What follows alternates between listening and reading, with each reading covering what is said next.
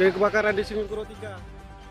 Satu unit rumah milik Abdul, warga desa Sungai Kuruk 3, Kecamatan Suruwai, Kabupaten Aceh Tamiang, hangus terbakar.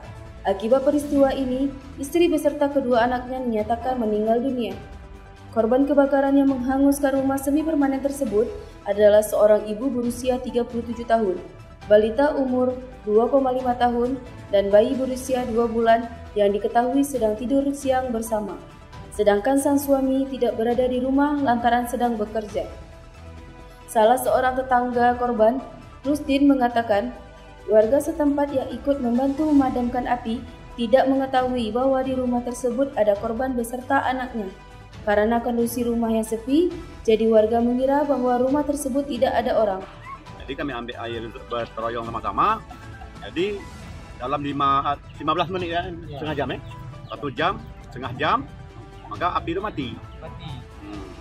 Tapi kami nggak tahu. Nggak tahu bahwa ada orang di dalam. Memang nggak tahu. Kan, maksudnya tahu. Jadi sedikit. Jadi teleponlah suaminya. Suaminya kan kerja, nama mencari makan. Setengah 3. Di rantau kan gitu. Jadi telepon suaminya. Bilang kawan tadi rumah Alang terbakar.